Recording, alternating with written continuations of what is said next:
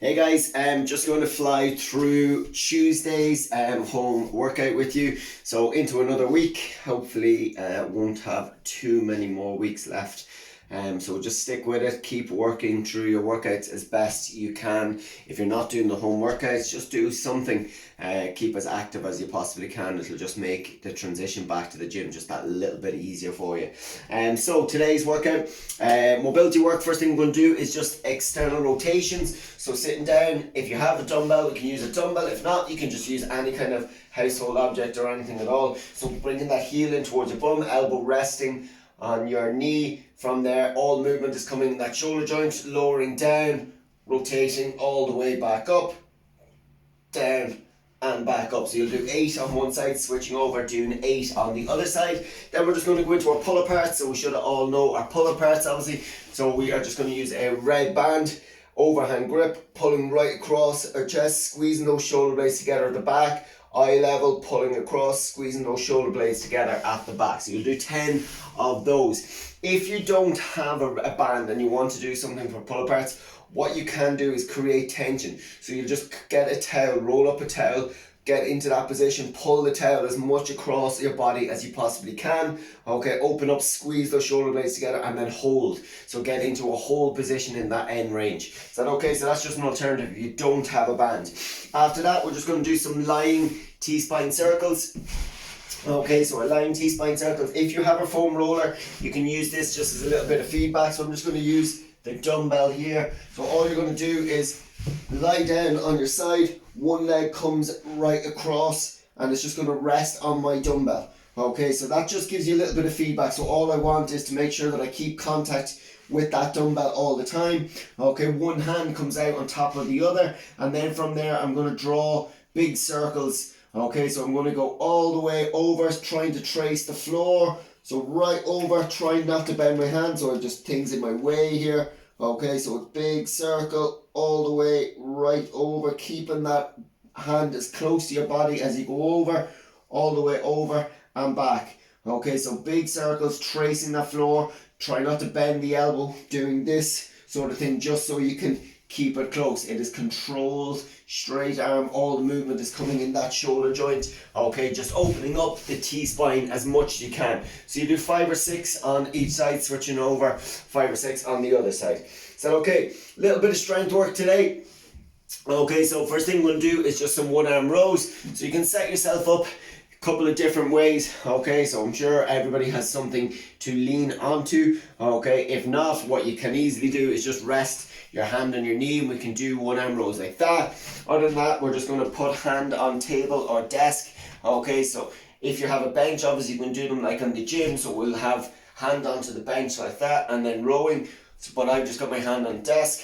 Okay, pushing those hips back, keeping that back nice and straight. And then from there I'm going to row, pulling all the way up. So dumbbell touched off my chest, elbow is nice and tucked in, straight back down, hand is directly underneath my shoulder, all the way up and down, squeezing those lats and shoulder blades together at the back, at the top of each rep.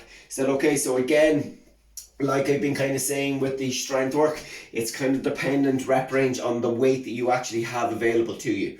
Okay, so just be sensible with it. Okay, if you've got a very light weight and you're able to do high reps with it, then kind of aim to do a bit more high reps. It's going to just target a little bit more hypertrophy or endurance kind of strength. Okay, if you've just got one big weight, then you might need to reduce the weight reps down. It's going to focus a little bit more on just strength. So alright, so after that you're going to do face pulls. So I've just got my red band set up here.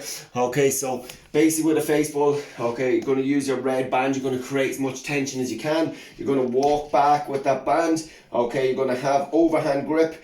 Okay, arms extended. You can just bend your knees and sit down into it a little bit. And then I'm going to pull, okay, the band all the way right up basically into my eyes. So towards my face, hence the name face pulls.